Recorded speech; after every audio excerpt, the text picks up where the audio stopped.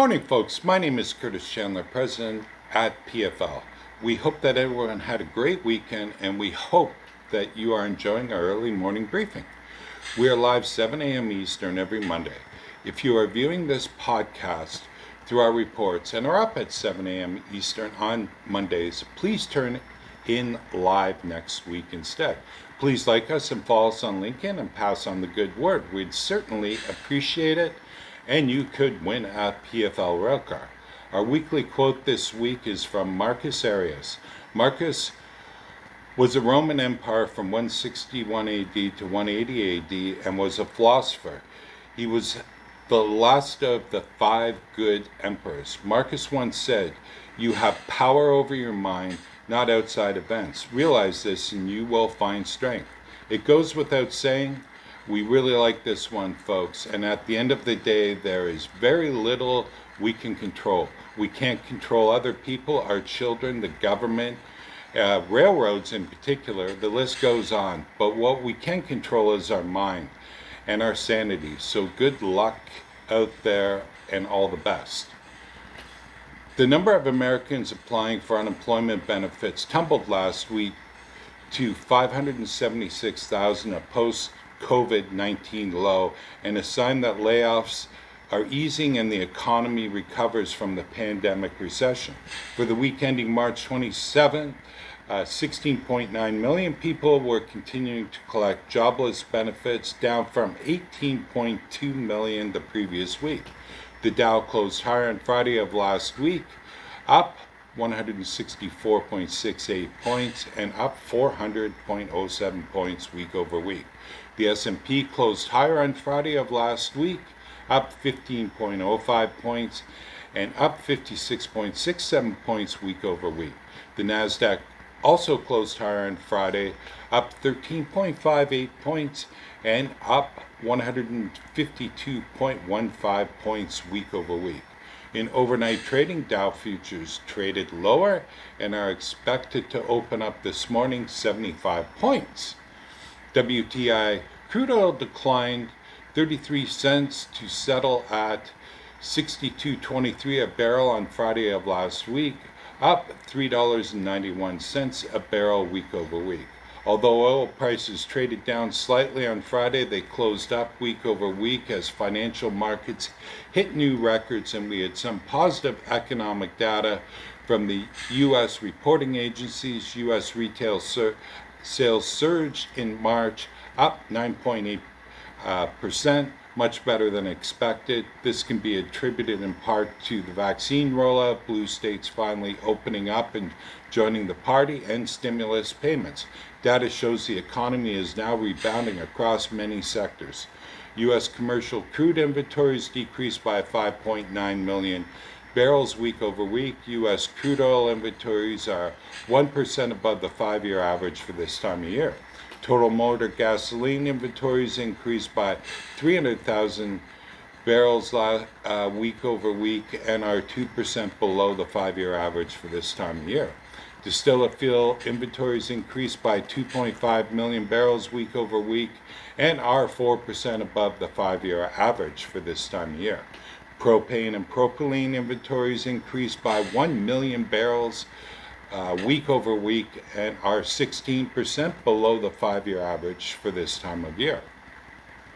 U.S. crude oil imports averaged 5.9 million barrels per day last week, down by 411,000 barrels a day week over week. Over the past 4 weeks, crude oil imports averaged 6 million barrels per day, down 0.7% for the same 4-week period last year. Oil is lower in overnight trading, and WTI is poised to open at $62.97, down 16 cents per barrel from Friday's close. Total North American rail volumes were up 22.2% year over year in week 14, resulting in year-to-date volumes that are up 6.2% year over year. All of AAR's 11 major traffic categories posted year-over-year increases, with the largest increases coming from intermodal at up 28.4%.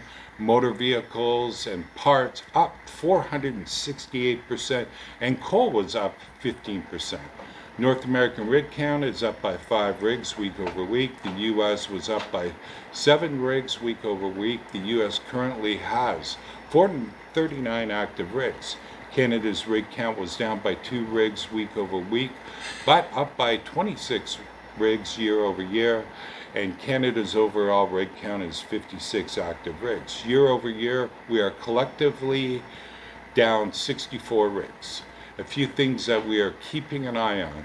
The Dakota Access Pipeline, DAPL, is in our mind the most important pressing rail event, and we continue to monitor DAPL. As our readers and listeners are aware, the Standing Rock Sioux tribe, who claims DAPL could threaten its water supply, really wants the 570,000 barrel per day crude oil pipeline originating from the Bakken shut down, and DAPL has been fighting for its life. The Biden administration punted a potential DAPL shutdown to the judge that ordered the pipeline shut down to begin with. Energy Transfer has 1 week from today, the 19th, to update the court on the potential impacts of the shutdown. See PFL's rail report for further details. Keeping an eye on Enbridge Line 5, another pressing rail event. As our readers and listeners well know, Governor of Michigan, Governor Gretchen Whitmer, really wants this pipeline shut down. This Friday, April 6th, Enbridge is heading to arbitration as ordered with the state of Michigan, so stay tuned to PFL as we are watching this one closely. Again, see PFL's rail report today for further details. I promise you won't regret the read. We don't write these reports for fun, but to keep you informed with the most pressing rail data we can. With the potential closure of DAPL and Line 5, it could be a game changer for rail in 2021. Petroleum by rail fell from 24,330 carloads to 24,993, a drop of 633 rail cars week over week. Consumer spending and the effects on distribution channels. Retail sales, including food services, as noted, increased 9.8% in March month over month, according to the latest Census Bureau data. Furniture and home furnishing sales increased 5.9% from February, and clothing 46.8%, and building supplies 12.1% year over year. Clothing was up over 100% year over year. Trucking volumes consequently have remained at elevated levels as more of the economy comes back online and retailers continue to address diminished inventory levels.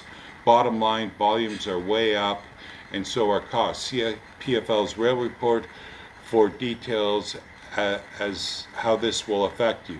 The high demand environment is expected to linger as containers continue to flood U.S. ports. The BN has a plan that they put in place to cut intermodal congestion by operational changes and increasing fees to shippers that don't move their trains when they said they're going to. Call PFL for further details. We smell inflation, folks. Well, that's all for this week's podcast. We've been extremely active in storage, return on lease, subleasing, and leasing. If you have any questions, please call us at 239-390-2885 or visit our website at pflpetroleum.com. We hope everyone has a fantastic day and good luck out there. Thank you very much.